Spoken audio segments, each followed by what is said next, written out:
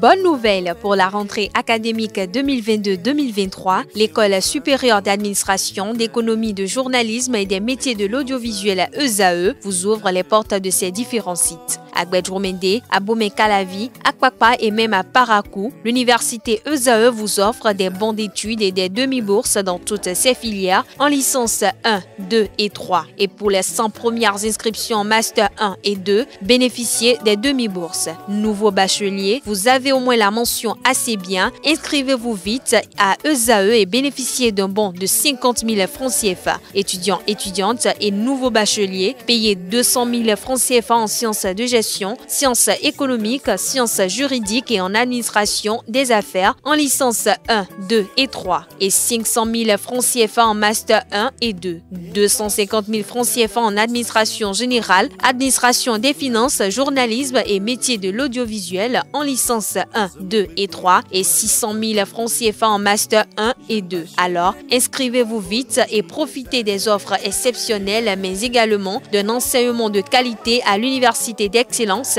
ESAE. Infoline 90 93 65 21 ou le 98 98 14 00. ESAE, l'excellence à un nom. Mesdames et messieurs, chers internautes, bon après-midi et heureuse de vous retrouver pour votre émission de décryptage de l'actualité internationale. Ce lundi également, nous avons 3 pays. Nous irons d'abord au Congo démocratique, présidentielle 2023. 4 ténors de l'opposition se donnent la main à Lubumbashi. Nous nous rendrons en Norvège où l'expulsion de 15 agents des renseignements russes fait du tollé. Au Yémen, les échanges de prisonniers entre gouvernement et rebelles. Pour en parler, 2 invités cet après-midi. Il s'agit de Didier Sanson. Il est journaliste enseignant. Bonsoir. Bonsoir, chers amis. Également avec nous, Morgana Sokba-Metonji. Il est expert en géopolitique. Bonsoir. Bonsoir, Tatiana. Comment ça va? On se porte bien. Je suis très heureux de voir mon ami en face et toujours le plaisir d'être à côté de Tatiana. Voilà, le premier sujet de cet après-midi, Congo démocratique, présidentielle 2023. 4 ténors de l'opposition se donnent la main à Lubumbashi. À quelques mois de la présidentielle 2023, l'opposition annonce déjà les couleurs du Congo démocratique. Didier. Oui, alors tu sais, on ne va pas être un chaud partisan, mais c'est une bonne chose déjà que cette opposition se retrouve. Mais bon, on est habitué, ils se voient et puis à la fin, des accords se passent. C'est de la politique, je veux bien. Sauf que du côté du pouvoir, il y a une petite embrouille qui me gêne un peu. C'est-à-dire qu'en Afrique, on n'a pas de mémoire politique. Nous sommes amnésiques, politiquement parlant, on est un peu amnésique et puis on ne se sert pas d'exemples récents. En Côte d'Ivoire, il y a quelques années, on a fait le et le ou. C'est-à-dire, tu es ivoirien de père, de mère, même d'arrière-grands-parents, ça ne veut rien dire. Et maintenant, au Congo, on nous ressort la même chose. Il faut être congolais de père et de mère, voire de grand-père. Ça veut dire quoi, ça? Être congolais de père, de grand-mère, de grand-père. C'est-à-dire qu'on veut effacer Katumbi, qui est un peu grec au passage, et puis voilà, et on crée des choses. Je trouve ça regrettable, parce que, et j'ai un exemple tout fait pour contrer un peu la chose. Regardez au Ghana, devant les Afriés, Achampong et autres Kofi Bouzia, est apparu Jerry John Rawlings, écossais, excusez du peu. Son père écossais, ses tontons sont tous à Glasgow. Ce monsieur a été le meilleur président du Ghana. Il est ghanéen comment? Il s'est fait ghanéen. Son père est écossais. Il est plus ghanéen que Achampong et autres Afriés et autres Kofi Bouzia qui ont bousillé le pays. Voilà. Et il a rétabli le pays. Et tout le monde parle du Ghana en exemple. Ben, il est d'origine écossaise. Arrêtons ça un peu. Qu'est-ce qu'on veut dire que Katumbi n'est pas congolais aujourd'hui? Et pour ça, on va sortir une loi d'exclusion des gens. C'est pas sérieux, Il faudrait que les Africains sortent un peu de ça. C'est également le cas. Là. Ah ben oui, c'est également le cas au Niger où on dit que Bazoum est arabe et alors, s'il est un bon président, il est un bon président. Et puis, vous savez, surtout quand on a une origine un peu étrangère, on met les bouchées doubles. Ouais, on fait davantage pour ne pas être critiqué. Voilà, mais c'est ce qu'il faut. Et puis on sait comment nos frontières sont découpées. Et maintenant, on va nous dire que Katumbi n'est pas... quand il finance tout-puissant Mazembe... Non, il est congolais. Il est congolais. D'accord, on va y revenir tout à l'heure. Alors, dites-moi un peu, Morgane, est-ce que c'est pas très tôt quand on sait un peu que d'ici décembre, comme l'a dit Didier, les pions peuvent bouger, de l'eau pour couler sur les ponts? Oui. Le timing dans cette histoire politique est très difficile à apprécier lorsqu'on se retrouve dans nos contextes où tout peut se faire, se défaire à n'importe quel moment. On a vu même l'exemple du même Congo où il y avait une entente et à la veille des élections, on s'est rendu compte que l'entente n'était que de façade. Voilà, de façade. Et donc aujourd'hui, on ne pourra pas forcément parler du timing. Ce qui devrait nous préoccuper, c'est la capacité de ces leaders-là à réellement s'entendre. Est-ce que c'est vraiment une entente qui a l'intention de se matérialiser et de porter ses fruits vis-à-vis du parti de l'opposition ou de la mouvance en place aujourd'hui, ou c'est simplement une entente de façade comme ces ententes auxquelles on a souvent eu affaire? Et pour le cas de la RDC, il y a cette question qui certainement ne va pas prospérer, cette question de congolité qui ne va pas forcément prospérer. Pourquoi? Parce que quand vous regardez la conception économique et politique de la RDC, vous comprenez qu'il y a plusieurs personnes qui ont une importance capitale en matière politique et économique même en RDC, qui se verront exclus de tout ce qui est poste de leadership. Alors, comment vous voulez exclure des personnes qui ont une capacité économique considérable de la gestion de la chose publique? Oui, mais est-ce que cette histoire de congolité va prospérer quand on sait qu'en son temps, on trouvait déjà que le président Joseph Kabila n'était pas congolais, qui venait d'un pays voisin. Oui, et donc c'est clair que ça ne va pas prospérer. Dans le Congo d'aujourd'hui, c'est très clair que cette histoire ne va pas prospérer.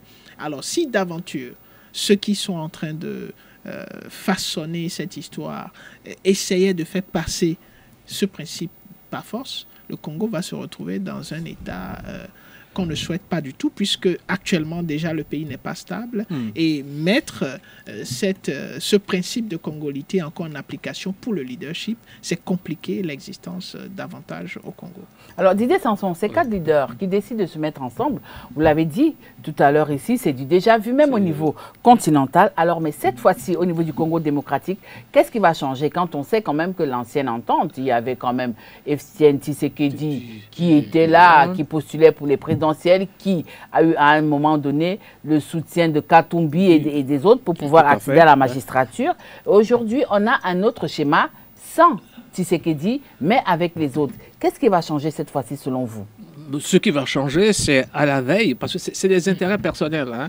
Et on a vu ce qui s'est passé à Bruxelles quand ils se sont tous mis ensemble et quand chacun est retourné dans son hôtel, Fayoulou n'était plus en tête. Hein, et il a vu tout de suite qu'il y avait une dissidence de Tshisekedi qui, alliance contre raison, contre nature, a été avec Kabila pour pouvoir avoir le poste président de la République. Là, maintenant, ça va être encore des jeux de rôle, des jeux d'équilibre, parce qu'une fois encore, nos pays ne sont pas dans une tradition politique ancrée. Ce sont juste des intérêts pour aller au pouvoir. Et bon, s'ils dirigent bien le pays, c'est tant mieux. Mais il n'y a pas, par exemple, en Europe où vous avez une pensée de droite, vous avez une pensée de gauche, une pensée des centristes, etc. On n'a pas cette culture politique-là, donc pour l'instant, nous n'avons pas encore, peut-être que ça va venir, hein? Jamais. Il ne faut jamais désespérer, mais bon, le temps passe, hein? Bon, mais on est dans les jeux, on est dans les équilibres. Bon, ces équilibres-là ont du bon et du mauvais, et si ça participe à l'alternance, pourquoi pas? Mais bon, c'est souvent de grandes trahisons qui laissent des plaies profondes. Hein. Kango Adondo était métis, il a été Premier ministre. Donc, il ne faut pas jouer sur ces terrains-là. Il faut plutôt trouver d'autres accords. Il faut trouver d'autres accords. Et le problème également du Congo, depuis 1960, hein, c'est les régions. Tu es de l'Est, centre. Tu as du centre, tu as de l'Équateur, tu as Oui, du mais Kasaï, est-ce que etc. c'est propre au Congo démocratique?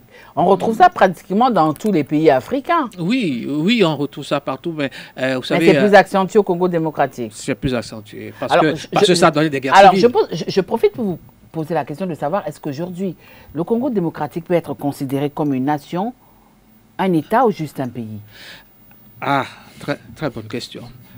Très, très bonne question. Vous voyez, je réfléchis avant de, avant de répondre. Oui, très bonne question. C'est pour ça que on est quelques-uns comme ça à dire que le Congo démocratique devait rentrer dans une logique à la nigériane, c'est-à-dire un État fédéral, et autonomiser un peu les régions.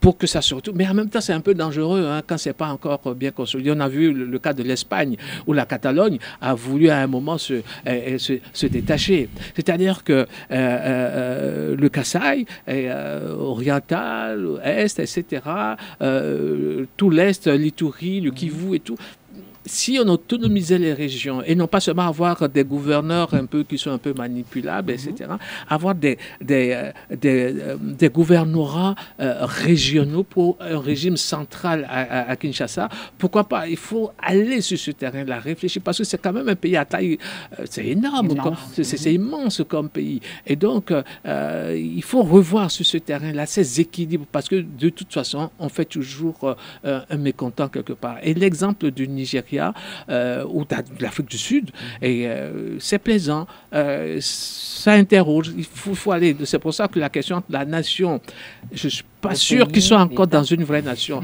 Ils sont dans une république avec un système d'État, mais cet État-là est à revoir. Alors, justement, on se rappelle que lors de la coalition avec Félix Tshisekedi, c'est la ville de Lubumbashi qui avait été choisie en son temps. Et pour cette autre nouvelle alliance entre ces quatre ténors de l'opposition, c'est toujours la ville de Lubumbashi qui est choisie. Est-ce que la ville de Lubumbashi est révélateur? Oui, vous savez, il faut choisir l'environnement propice et favorable pour presque tous les acteurs concernés pour avoir ce genre de réunion. Et il est clair que Lubumbashi, dans la vie politique du Congo, est une ville où plusieurs grandes décisions ont été prises. Et donc, c'est compréhensible que ces acteurs se réunissent à Lubumbashi. Et si vous permettez qu'on revienne sur la notion de nation dont on parle, est-ce qu'au Congo, on a une nation? Il faut dire que quand vous voulez vous attacher au concept de nation, il y a le vouloir vivre ensemble et l'histoire qui est partagée, l'histoire à laquelle s'identifie tout le monde pratiquement dans le pays. Si on se base sur ces deux éléments, l'histoire, tous les Congolais s'identifient à cette histoire avec Patrice Lumumba, Mobutu, tous les Congolais comprennent quand même cette histoire. Maintenant, le vouloir vivre ensemble, c'est l'aspect de la nation qui est difficile à percevoir dans le contexte aujourd'hui. Aujourd'hui, on a des leaders, certes, qui défendent une façon de voir. On a des tentatives de sécession qui ne datent pas d'aujourd'hui. Quand vous regardez l'histoire de la RDC, il y a eu plusieurs tentatives de sécession. Et donc, on peut dire que le vouloir vivre ensemble est compliqué à identifier et semble ne pas exister. Maintenant, si ce vouloir vivre ensemble n'existe pas, qu'est-ce qu'il faut faire? On a les propositions ou les hypothèses de l'État fédéré. Mais si aujourd'hui, on se retrouve dans un contexte d'État fédéral, en RDC, on sait qu'il y a des régions qui sont très riches et il y en a qui ne sont pas aussi riches. Le problème s'est posé au Nigeria lorsqu'on a parlé d'État fédéral avec le Biafra. Exactement, le Biafra. Est-ce que si on reconduit ce modèle en RDC tel que la RDC se présente aujourd'hui, ça peut fonctionner? C'est une grosse question et la réponse, c'est assez perplexe. Alors, tout à l'heure, Didier, vous avez parlé de l'intérêt personnel. Je vous repose la question. Dans l'engagement qu'ils ont pris il y a quelques jours à Lubumbashi, ces quatre ténors de l'opposition ont dit qu'ils prenaient cet engagement pour l'intérêt du peuple. C'est toujours le peuple qui est mis en avant, même si après... Ça, on le dit, hein, même moi je peux le dire. Donc, même moi je peux le dire. Oui, c'est un peu facile pour l'intérêt du peuple. Oui, bah, ce serait étonnant qu'ils disent je viens au pouvoir pour mes propres intérêts. Voilà. Donc, oui, mais bon, ça, il ne faudrait pas qu'on en tienne compte. Il faut voir le parcours politique de chacun, puis c'est tout. Parce que vous prenez n'importe quel extrémiste, il dira c'est pour le bonheur du peuple. Hein. À la limite, c'est même énervant d'entendre ça, quoi. Parce que, bon, ils sont d'accord. Oui, mais justement, ils se retrouvent ces quatre grosses têtes de la politique congolaise. Alors, est-ce que le choix sera facile au moment, à l'instant T? Est-ce que c'est Katumbi qui sera porté? Même avec cette histoire de congolité, on ne sait pas si ça va donner ou pas. Est-ce que ce sera... Est-ce que... Ah, je vais donner juste un exemple. 2016, au Bénin. Alors, 2016 au Bénin, il y en avait pas mal, hein.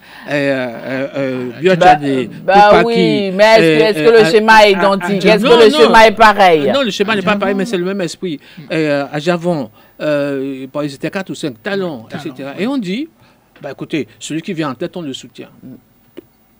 Si ça fonctionne comme ça va être bien. Effectivement, l'autre est venu en tête, notre cher illustre actuel, et il est venu en tête, et les autres ont été obligés de le suivre.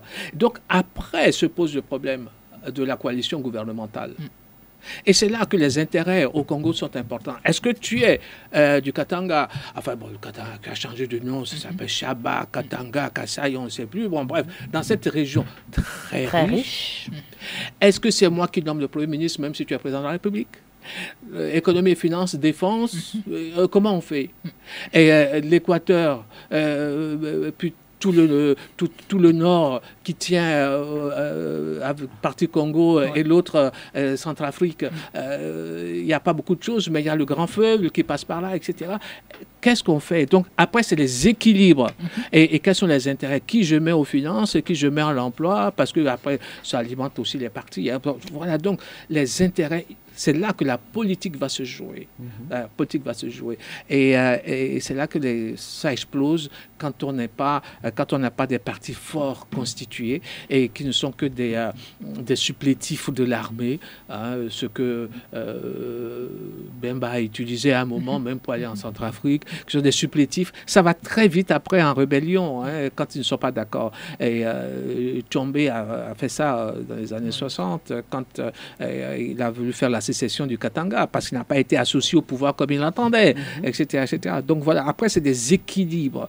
Et ces équilibres-là, il faut être politiquement assez fort pour respecter les choses. Alors, pour sortir du sujet congolais cet après-midi, les premières manifestations communes de ces quatre ténors de l'opposition sont prévues pour le 13 mai prochain du côté de la capitale Kinshasa. Et pour ces manifestations, ils disent exiger un processus électoral transparent. Alors, je me pose la question de savoir, et je vous pose également cette question, M. Morgana Sokba-Metonji, est-ce que le président Félix Tshisekedi a des raisons d'avoir des sueurs froides? Il est clair que ces manifestations annoncent les couleurs de ce qui attend le Congo. Et on est en train de manifester pour des élections transparentes et inclusives. Toujours. Mais on se demande pourquoi est-ce qu'on manifeste. Parce qu'on manifeste parce qu'on estime certainement qu'il y a des choses qui se font qui ne sont pas normales. Alors, qu'est-ce qui est en train de se faire aujourd'hui? Ce qui n'est pas encore le cas. Qui n'est pas normal. Donc, vous voyez, ça montre que ces leaders sont dans une certaine dynamique qui est celle de critiquer et de faire en sorte que la population... La critique est facile, hein? Ouais. De faire en sorte que la population adhère à cette critique. Et c'est le grand dommage dont parlait mon confrère. Aujourd'hui, dans nos pays en général, mais surtout dans le cas congolais... Surtout dans le cas congolais... Francophone, il faut insister dessus. En tout cas, si Tatiana parce que tout à l'heure... Non, c'est pas Tatiana qui le dit, parce que tout à l'heure, quand Didier a pris l'exemple du Ghana, on a vu que, bon, chez les anglo-saxons, c'est quand même différent. Non. Le Zimbabwe est un exemple. Donc, vas-y. C'est différent aussi. Donc, vous voyez, actuellement, ces quatre leaders sont en train de faire ce qu'on appelle le culte, créer autour d'eux le culte de la personnalité. Déjà vu aussi. Exactement. Et on a ce problème-là très important dans nos démocraties ou dans nos systèmes, où des individus ont une capacité d'influence, que ce soit par le biais du finance, ce qui fait qu'ils s'enrichissent beaucoup. Vous allez constater que tous ceux qui sont leaders politiques en général ont suffisamment dans leur porte-monnaie pour pouvoir influencer la population qui semble, à cause du contexte dans lequel elle se retrouve, avoir une tendance à toujours se plier devant l'aspect financier plutôt que d'avoir une culture politique, des visions qui s'affrontent et qu'on défend. Parce que là, si vous regardez le système tel qu'il est, a priori, cette manifestation ne devrait pas avoir des personnes, des militants qui devraient sortir pour manifester. Parce qu'il n'y a pas concrètement de la matière. Mais oui, vous serez surpris. Oui, mais est-ce qu'ils ont de quoi faire plier Tshisekedi, par exemple? Financièrement. Bah non, de l'argent. Oui, bon, mais voilà. Mes internautes veulent vous entendre, mais pas faire des gestes. Oui, oui, donc, il y a des gestes plus parlants que les mots. Voilà, Didier Samson, est-ce qu'ils ont de quoi faire plier Félix Tshisekedi? Vous savez, on a tort souvent d'être pauvre. Hein. Donc vous voulez dire que pauvre a tort? Il a souvent tort. Ah, d'accord. Oui, parce que si on lui met un billet de 5 000 et vous apportez 500 francs, il penche, hein. Et oui, parce que la raison du ventre passe souvent avant la raison de la tête. Et donc, c'est ça, il disait ça tout à l'heure, ils sont déjà suffisamment riches et vont faire plier. C'est de ça dont le groupe, parce que Tshisekedi même n'est pas tellement pour cette loi de congolité. Hein. Il n'est pas pour. Oui, mais c'est en même le temps, président de la République. Il peut décider que ça ne passe pas au Parlement, ça ne passera pas. Non, mais ça n'ira pas. Mais bon, pour l'instant, ce sont des velléités. Mais parce que ces obligés voient déjà une fin de règne pour eux. Et voilà, donc ils se disent, oh là là, parce que si Katumbi vient, il met des... Oui, mais même si c'est quand même une fin de règne, il a quand même été président de l'exercice de l'Union africaine. C'est pas... Attends, il a quand même... Non, il a une certaine... Il a déjà une certaine ossature, donc... non, et vous avez dit ossature. Bah oui. Il n'y a pas la finance qu'il faut avec... Il y a une ossature, c'est pas la finance. C'est important, vous savez. D'accord. La question que vous avez posée à mon confrère pour savoir est-ce qu'il a de quoi plier, entre 5 000 francs pour marcher pendant 1 heure, alors que vous savez qu'en 5 heures même, vous n'arrivez pas à avoir 5 000 francs, on vous propose 5 000 francs pour aller marcher pour 1 heure. Il y a beaucoup de Congolais qui vont sortir. Des vrais Congolais ou des badauds? Non, mais des Congolais. Ah, d'accord, ok. Ils sont Congolais. D'accord. Badauds, même les chégués, ceux qui dorment dans les rues. Ok, d'accord. Hein. Voilà. Deuxième sujet de cet après-midi, Norvège. L'expulsion de 15 agents de renseignement russes fait jaser. Le ministre des Affaires étrangères du Norvège a décidé d'expulser 15 employés de l'ambassade de Russie. Oui, la guerre continue sous d'autres horizons et sous d'autres dynamiques. La question de l'espionnage n'est pas nouvelle dans le concert des nations et dans la pratique des États. Oui, mais ça prend de l'ampleur, ça devient très récurrent. Ça ne prend pas de l'ampleur. On commence à s'y intéresser davantage et on en parle beaucoup plus. Sinon, ça a toujours été aussi dynamique et vital. Non. D'accord. De toutes les façons, je tape la parole, là. C'est Morgane qui a la parole. Est-ce que nous en avons Non, on n'est plus là. Vous étiez en train d'expliquer que c'est en train de prendre... donc, voilà, aujourd'hui, on en parle beaucoup plus parce que les intérêts vitaux des États sont beaucoup plus menacés. Et nous sommes en train d'assister à un bouleversement de l'espace géopolitique et géostratégique. Et donc, tous les services de renseignement, d'espionnage sont 4 fois plus en activité qu'il y a quelques années parce que tout change.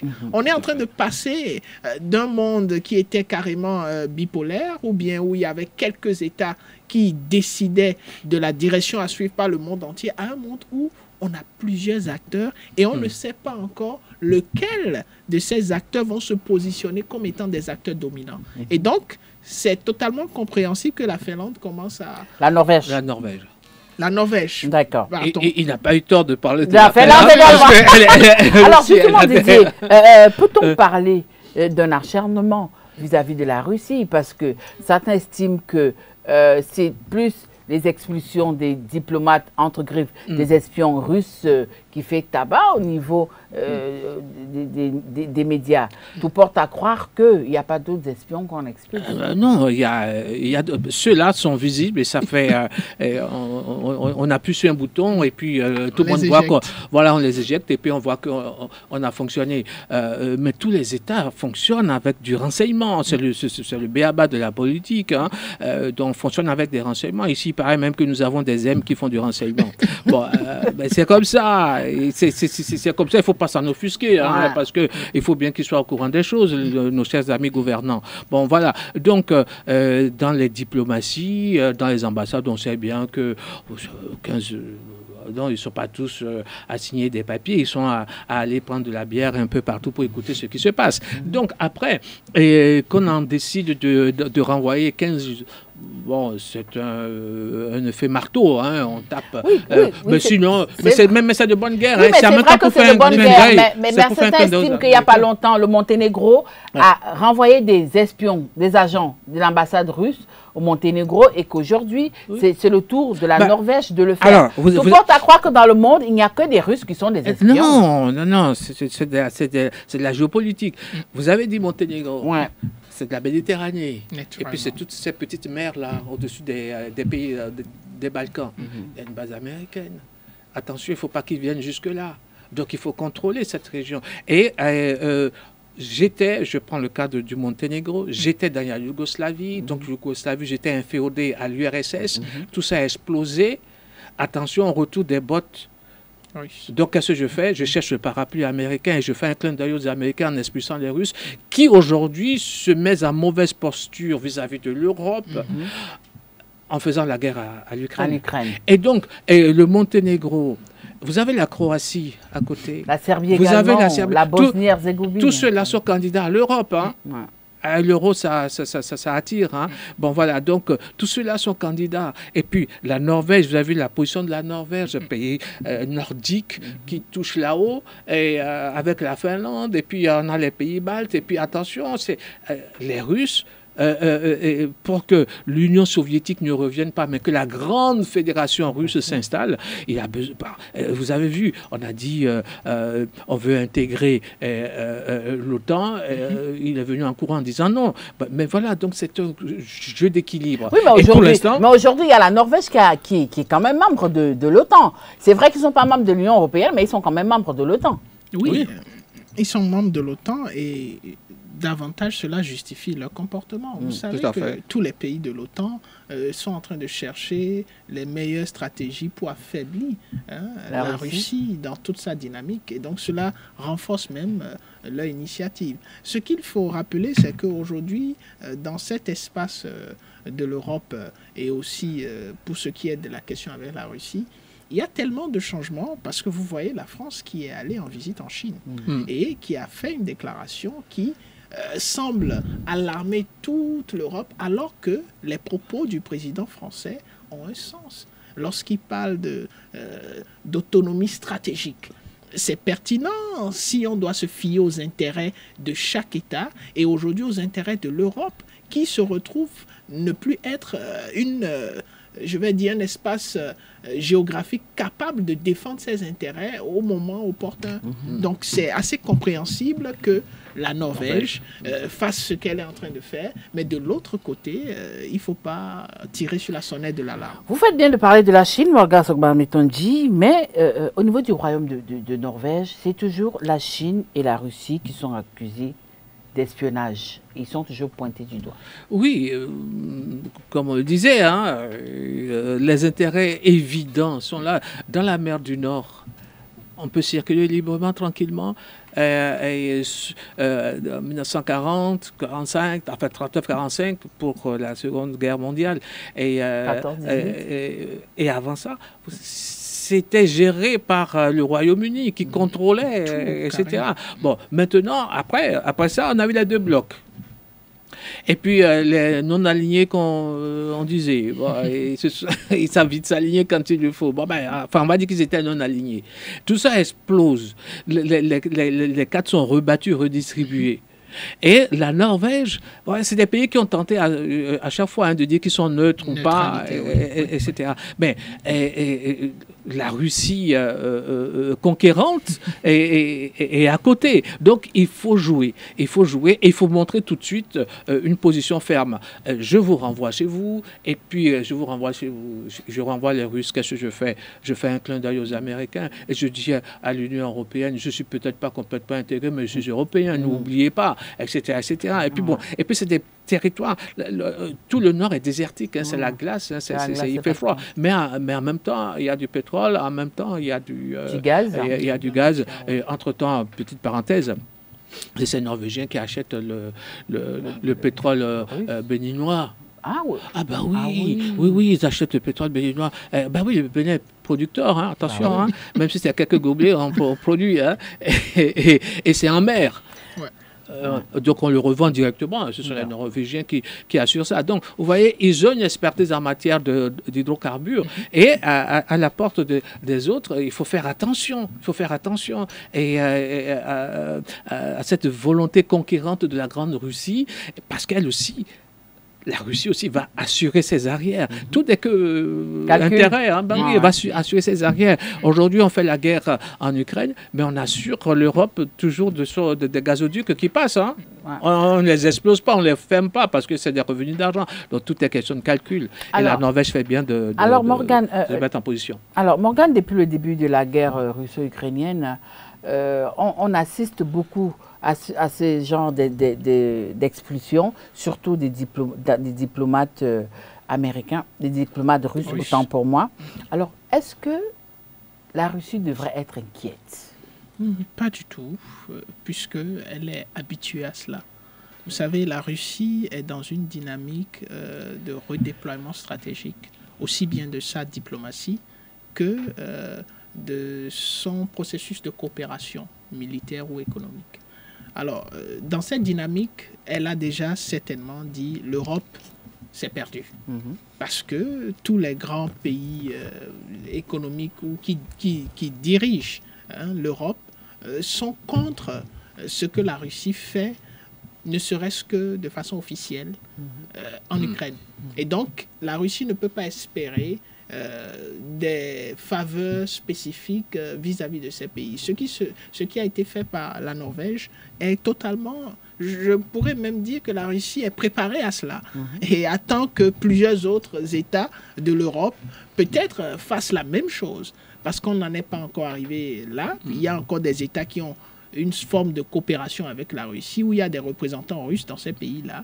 La preuve, on voit sur certains plateaux européens qu'on invite même des représentants russes pour se prononcer sur le comportement de la Russie pour cette guerre.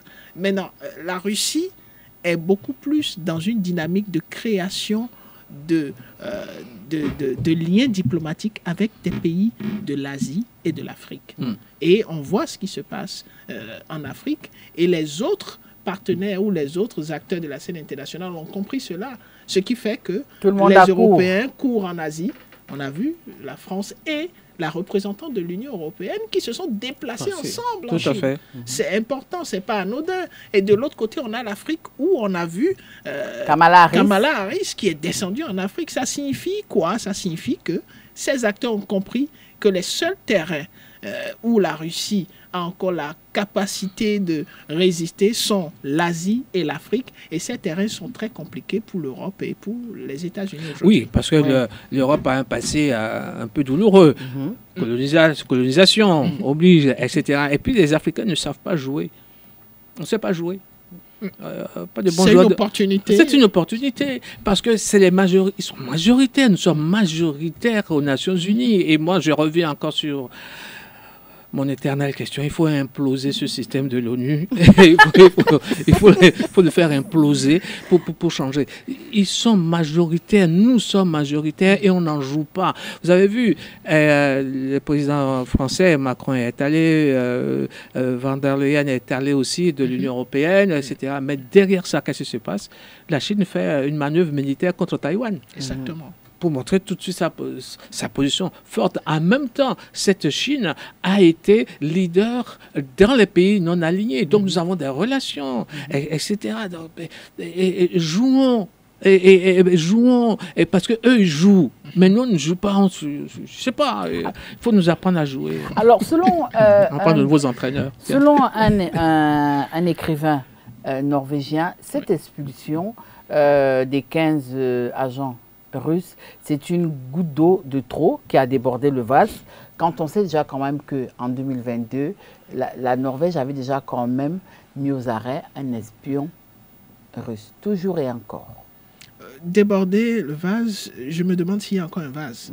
Parce que la situation est telle que le comportement de la Norvège est plus ou moins insignifiant pour la Russie sur le plan stratégique. Renvoyer une quinzaine, non, la Russie, ce sont les 15 qu'ils ont identifiés qu'ils ont renvoyés. Est-ce que cela met à mal le dispositif de renseignement? Peut-être que cela a été aussi important. Oui, on ne dit pas que ce n'est pas important. Regardez les fuites qu'on a eues aux États-Unis et toutes les informations qui sont ressorties de ces fuites. Aussi bien des informations sur la Russie que sur l'Ukraine, que sur certains pays européens. Et donc, il y a un dispositif de renseignement très puissant, que ce soit du côté de la Russie que des États-Unis et bien d'autres pays. Donc, ces 15 qui ont été renvoyés de façon officielle, ce n'est pas grande chose et je pense que la Russie n'a pas forcément à s'inquiéter. Alors, est-ce que ça freine les ambitions de la grande Russie? Pas du tout. Pas du tout. Je ne vais pas être trivial, mais je vais essayer d'utiliser un mot gentil. Elle s'en fout. Elle s'en fout un peu. 15, comme ils disent, 15. Oui, c'est un peu de l'esbrouf. Hein. On montre qu'on existe. Et c'est surtout un clin d'œil aux États-Unis. Et puis pour dire qu'on existe et qu'on refuse tout ce qui va se passer, on montre qu'on va résister un peu. Et puis s'il veut vraiment nous tutoyer de trop près, Américains, Européens, venez vite. C'est ce que ça veut dire. Ça n'impressionne pas. Ça n'impressionne pas la Russie. Du tout, du tout, du tout. Ça n'impressionne pas du tout. Parce qu'il n'y a pas rupture de relations diplomatiques. Hein. Voilà. Il n'y a pas rupture de relations diplomatiques. Peut-être que ça saurait tarder. Hein? Non, rien ne se passera. Rien du tout. Ben non, rien ne se passera. Rien du tout. Et ils ont envoyé 15 fusibles là qu'ils ont identifiés. Même peut-être même pas ce sont peut-être même pas des espions. Mais non, mais on ramasse 15 malheureux là qu'on renvoie pour faire genre. Et puis mais les relations continuent. Vous savez, la Norvège n'a peut-être pas complètement intérêt à couper les relations diplomatiques avec la Russie. Et la Russie vice-versa. Donc, on se regarde en chaîne faïence. En chaîne faïence. Bah oui, on se surveille. Je t'aime moi non plus. Ah oui, et à l'occasion, on s'embrassera sur la bouche. Troisième sujet de cet après-midi, Yémen, échange de prisonniers entre le gouvernement et les rebelles. La guerre au Yémen a démarré en 2014, 9 ans après. Nous y sommes toujours, Morgane. Oui, si la question au Yémen ne dépendait que des habitants ou des populations du Yémen, peut-être que ce serait déjà de l'histoire. Mais il y a plusieurs acteurs impliqués dans ce qui se passe. Il y a plusieurs acteurs, mais il y a deux acteurs importants. Oui, non, pas importants. Vous voyez, ne mesurez pas l'importance par rapport au caractère direct de l'acteur. C'est un peu comme ce qui se passe entre la Russie et l'Ukraine. On ne dira pas que l'Ukraine est un acteur vraiment de même taille que la Russie. On sait que ce qui se passe entre la Russie et l'Ukraine, c'est d'autres acteurs, à savoir l'OTAN et les États-Unis, qui font que ça continue. Sinon, le combat serait déjà terminé depuis longtemps. Donc, au Yémen aussi, nous avons des acteurs très importants qui déterminent l'issue de ce qui se passe. Et c'est parce que ces acteurs ont toujours des intérêts à maintenir la situation telle qu'elle est qu'on continue d'avoir cette guerre. Alors, l'Arabie Saoudite... Justement, vous parlez de l'Arabie Saoudite. Justement, c'est l'Arabie Saoudite qui tire les ficelles en bas. Et puis, de l'autre côté, n'oubliez pas qu'il y avait Aden et puis Sanaa. Donc, Yémen du Nord, Yémen du Sud. Bon, il y a un côté qui est chiite. Alors, avant d'en arriver là, l'Arabie Saoudite d'un côté qui supporte, qui est l'allié des autorités gouvernementales, et de l'autre côté, nous avons les rebelles houthis qui sont soutenus par l'Iran. Quelle lecture vous en faites? Voilà, tant que c'est comme ça, l'Arabie Saoudite, derrière l'Arabie Saoudite, qui voyez-vous? Il y a les États-Unis. C'est un peu paradoxal, mais c'est comme ça. Bon, et puis vous avez les Iraniens de l'autre côté qui soutiennent. Et qui vous voyez derrière les Iraniens, vous? Mais c'est les chiites, c'est tout ce qui est fait pour déstabiliser la région jusqu'au Liban. Voilà, pour maintenir une capacité de nuisance. Voilà. Et ça, et quand on déstabilise ce qui est américain, le grand Satan, mais qui en profite derrière? Les Russes, toujours. Eh ben, c'est les deux blocs qui jouent toujours. C'est ces deux-là qui jouent toujours. Et c'est pour ça que je dis que, parce que nous, on ne sait pas jouer, il faut jouer dedans pour retrouver sa place. Et là, les Yéménites en font les frais. Ils ont intérêt à revoir leur nation.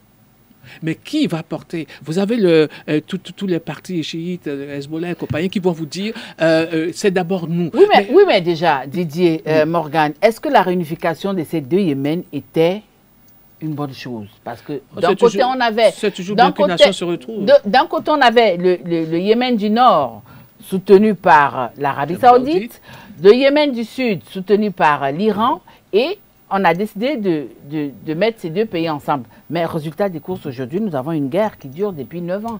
Et nous avons toujours ces deux grands pays qui sont là, malgré le réchauffement apparent qui existe. Oui, vous savez, quand vous dites « on a décidé », ce qui m'intéresse, c'est le « on ». Parce que non, c'est pas vous et moi, hein, parce que nous n'avons pas cette force-là. C'est sur ça que je voulais réagir. C'est le « on » qui est le plus intéressant. C'est le « on » qui est le...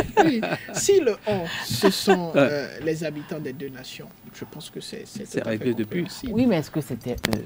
Justement, si ce n'est pas eux, et que c'est ces acteurs-là qui continuent aujourd'hui de jouer un rôle capital, ça veut dire qu'on sait ce dans quoi on est. Ça veut dire que ce conflit a été créé de toutes pièces. Et ça signifie que pour que ce conflit prenne fin, aujourd'hui, il faut juste que ceux qui l'ont créé décident, d'une façon ou d'une autre, de faire en sorte que ce conflit prenne fin. Donc, oui, est-ce que c'était une bonne idée, c'était une mauvaise idée? C'est pas à nous de le dire. Est-ce que c'est bien d'avoir une nation beaucoup plus solide, avec plus de ressources et plus de capacités? Oui, mais il faudrait déjà que cette nation ou les habitants décident de constituer cette nation. C'est pour cela que la notion de vouloir vivre ensemble est pertinente. Maintenant, aujourd'hui, qu'est-ce qui nous prouve que les populations des deux Yémen n'ont pas envie de vivre ensemble? Rien ne nous prouve qu'ils n'ont pas envie de vivre ensemble. Tout ce qu'on sait, c'est qu'il y a des intérêts plus ou moins individuels, d'acteurs directs et indirects, toujours, qui font que nous sommes dans une situation conflictuelle. Tout à fait. Et ce vivre ensemble est très intéressant. On retrouve le même problème au Liban, sous d'autres formes, où ils ont envie de vivre ensemble. Mais en même temps, vous avez les maronites, les chrétiens maronites qui sont là, et puis le Hezbollah qui est présent. Les partis chiites qui sont là, et puis certains partis sunnites. Et quand ça a des relents religieux, c'est juste de la façade. C'est pour s'installer. Et là, eux décident maintenant au Liban, mais attendez, on est Libanais avant tout, donc ressaisissons-nous. Ils sont dans une inflation impossible. À un moment, même, ils ont redemandé, certaines parties ont redemandé le protectorat français. Bon, pour vous dire, c'est pour vous dire... C'est pour vous dire s'ils sont vraiment tombés bas. Alors, bon, mais maintenant, au Yémen, on est dans la même situation. Ouais. Je suis sûr que les Yéménites veulent vivre ensemble.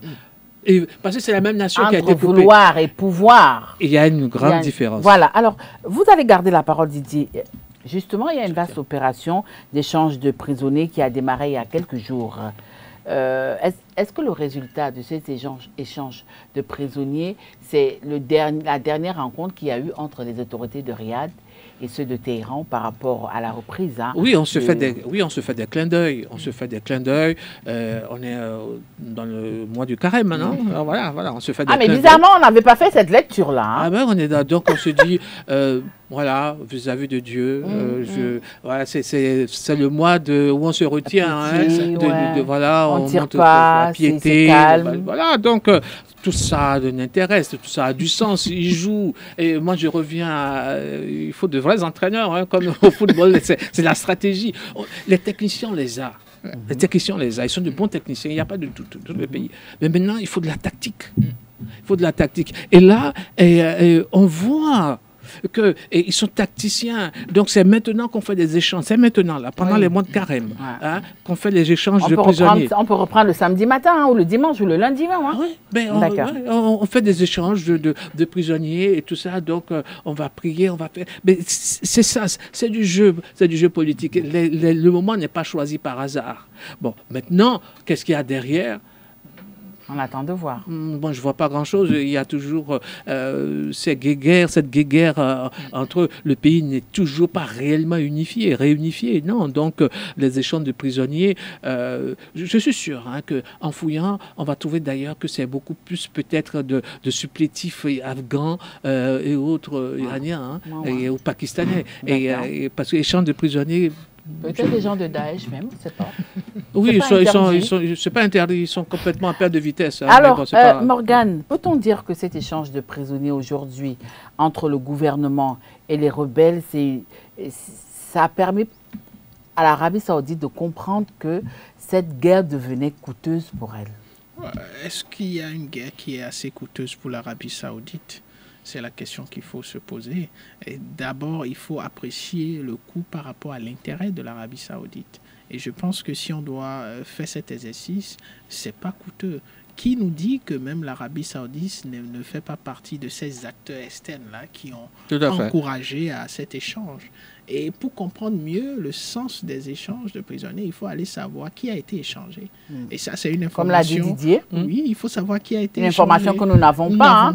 Nous spéculons juste. Exactement. Si nous arrivons à voir ces informations, on pourra comprendre l'intérêt profond. Parce qu'il y a le cadre, l'environnement, le timing a été bien trouvé, comme Didier l'a si bien illustré, une période favorable. Maintenant, il y a le contenu même, l'objectif de ces échanges-là. Et je pense que lorsqu'on aura cette information, puisque ces acteurs ne font jamais rien pour rien, on va comprendre que l'intérêt n'est pas forcément le pécunier. Je pense que pour ce qui est de cette guerre, si le coût devait être un frein pour ce conflit, ce serait depuis très longtemps. Et ces acteurs externes, que ce soit l'Arabie Saoudite, l'Iran et tous ceux qui sont derrière comme acteurs externes, ils financent, ils continuent de financer. C'est pour cela que le conflit continue. Le conflit continue, c'est vrai. Alors, cette guerre qui se déroule au Yémen, vous l'avez dit tout à l'heure, c'est aussi en sorte une guerre religieuse parce que nous avons d'un côté l'Arabie Saoudite où nous avons les sunnites et de l'autre côté l'Iran où nous avons les chiites. Alors aujourd'hui, ce réchauffement entre griffes, entre ces deux pays, est-ce que ça peut changer la donne au niveau du Yémen? Et quand on sait que vous l'avez souligné tout à l'heure, le timing est bien choisi parce que nous sommes en période de carême, le carême qui prendra fin dans quelques jours. Est-ce que la donne également pourra changer? C'est oui et non. Et, parce qu'une fois encore, comme il a dit, le contenu est intéressant. Mais on n'a pas ce détail-là des contenus. Parce que l'échange de prisonniers, oui, bon, moi je veux bien. Mais c'est quoi? Qu'est-ce qu'il y a dedans? Qu'est-ce qu'il y a derrière? Parce qu'on n'échange pas de prisonniers pour échanger. Il y a toujours des contreparties. Pardon, il y a toujours des contreparties. Donc, qui fait quoi? Qui prend ça? Et dans quelle mesure je peux rebondir derrière cette affaire-là? Donc, et c'est ça, ce contenu-là sur lequel il faut revenir. Et je me permettrais facilement, ou du moins, d'ajouter que le contenu, il est tellement important que nous avons eu des échanges. Il est vraiment important, le contenu? Oui, il est important. Nous avons eu des échanges entre les groupes armés dans la zone du Mali. On a eu des échanges entre les groupes armés et quelques prisonniers de nationalité française. Quelques prisonniers. On a échangé un grand nombre de ceux qui étaient considérés comme des djihadistes appartenant à des groupes terroristes contre environ, c'était 2 ou 3 Français. Et donc, l'intérêt pour cet échange, c'était qu'il fallait tout faire pour libérer des Français qui étaient retenus. Et donc, on doit se poser la question de savoir c'est quoi l'intérêt, au fait, au Yémen pour ces échanges de prisonniers. Et tant qu'on n'aura pas cette information, notre analyse ou nos appréciations ne seront pas forcément dans la ligne de... Certainement que les jours prochains vont nous édifier. Hein? Oui, par rapport oui, certainement. Les jours prochains vont nous édifier. Il faut avoir une lecture très pointue. Et là, pour voir... Mais nous sommes aussi dans une région où il y a... Les informations ne sortent pas. Hein. Voilà. Ils font beaucoup d'économies d'informations. Donc... ils donnent ce qu'ils veulent. Hein. Là, ils donnent ce qu'ils veulent. Et c'est un terrain difficile et sur lequel les journalistes ne vont pas beaucoup. Où on n'expulse pas beaucoup aussi les espions. Oui, non, mais on les garde en monnaie de change parce que ils prennent de la valeur. Ils ont de la valeur. Au bout de quelques années, ils prennent de la valeur. Hein. Donc, contre 2 ici, on vous amène 115, voilà. Etc. Voilà. Et donc, c'est ces intérêts imbriqués, hein, de deux puissances religieuses et en même temps financières, hein, parce qu'ils sont de gros exportateurs de pétrole et de gaz. Hein, et donc, il ne faut pas oublier aussi que... Et puis, il y a tous les autres Émirats et tous les sultanats qui sont autour. Et voilà, donc, avoir... une zone, alors je vais exagérer un peu, hein, une zone de libre-échange, c'est-à-dire que ça va, de prisonniers. Ça va, ça vient, et tous les trafics sont permis. Voilà, ça va, ça vient, tous les trafics sont permis. Voilà. Et il faudrait que le vivre ensemble du Yéménite revienne au cœur du débat. Voilà, c'est avec ce groupe de mots vivre ensemble des Yéménites de Didier Samson que nous mettons en terme dans notre émission 52 minutes de ce lundi. Nous sommes allés au Congo démocratique où nous avons parlé de la présidentielle où les 4 ténors de l'opposition ont décidé de se donner la main du côté de Lubumbashi. C'était il y a quelques jours. Au niveau de la Norvège, le royaume de Norvège, a décidé d'expulser 15 agents des renseignements russes. Là aussi, vous allez écouter les différents intervenants cet après-midi où pour eux, ces expulsions n'émoussent en rien les ardeurs de la Russie. Nous avons terminé par le Yémen où Didier Samson nous a parlé de la libre circulation des prisonniers des uns et des autres. Voilà, c'était tout pour votre émission. Toute l'équipe de réalisation de cette émission vous remercie de nous avoir suivis. Toute l'équipe, il s'agit de Martina Gouliagbo et de Kenneth Padenou. Retrouvons-nous lundi prochain quand il sera 16h.